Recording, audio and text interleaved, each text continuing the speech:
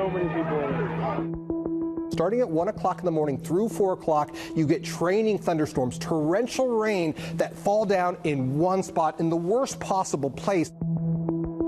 Oh my God! Stop, stop, stop! No, he needs to get out! It happened fast and it happened in the dark.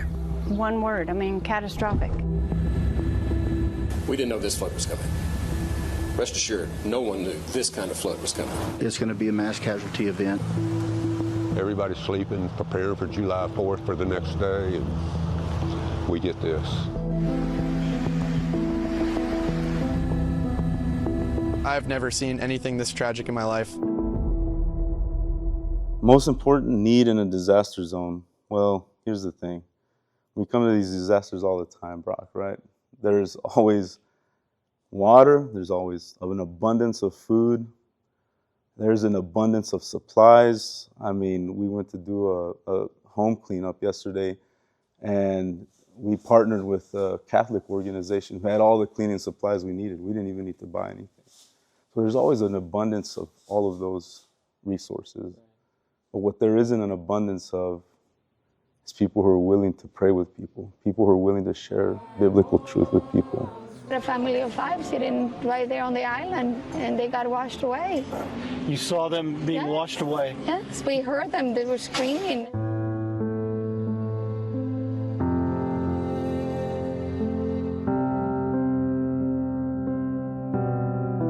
It is just carnage all the way down, and we were just hoping if we could come across even one person, then that would have been worth the trip. We just never have seen this much devastation. Very large trees that are just uprooted and thrown around like, toys.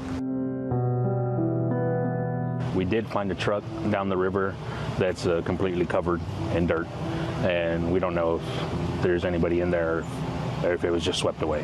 It's devastation. Everything. A lot of people lost everything. A lot of them lost their lives. It's the worst thing I've seen. Devastation and disaster, yes, but never with the death toll because the number climbing high and high every day, and that's the heartbreaking, man. The water started coming through the flooring, and I just felt the whole house pick up, and been on a lot of boats, and it felt like I was in a boat. Aiden said, hey, I've got to go. I got to help Ella and Reese. So he gave the phone to Joyce Catherine. Joyce Catherine said, they just got washed away. And then a few seconds later, the phone went dead.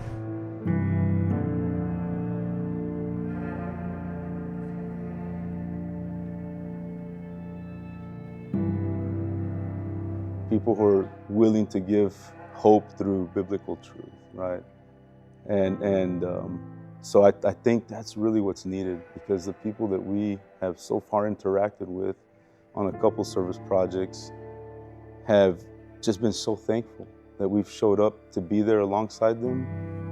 They've seen us put in the hours of work, from shoveling a lot of mud. The river rose so high, and it was carrying a lot of it deposited a lot of material everywhere, and just from working with them. And then here's the thing: they watch us work so hard, and at the end they're so receptive to letting us pray with them. They're so receptive to receiving a piece of literature from us, whether it be a pamphlet, a glow track, or a great controversy. And so I think that's really what's needed in these disaster zones, because it helps people that have been impacted just kind of reframe, refocus, and really see what's important in life, right? So you had a whole village of people that you had to worry about. What drives you to help even more people? It's the only thing that matters.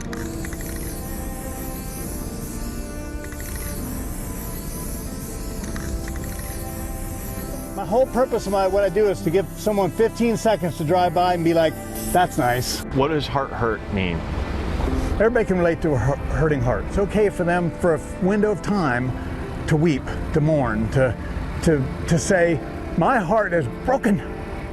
You never know what people's situations are, and if we have things that Any kind of resource. You know, and we have the resources to do it, you know, then we're going to help when we can help. Say that again. Seeing everyone come together for this small community, anywhere from Hunt down to here to Comfort to Bernie, is, you know, is covered with volunteers ready to help and lend a hand and put themselves in danger to give these families closure. We're brothers. There's no flags or countries in between firefighters. We're humans, and we're helping humans. That's what matters. I just think, you know, I mean, if the table was turned, would I want somebody to be there for me? You know, I think about my wife and my children, and would I want somebody to be there for them? And the truth is absolutely. Prayers, just Jesus help us, help these people that have lost kids, grandkids, parents, and you know, God has a way of turning this around for good.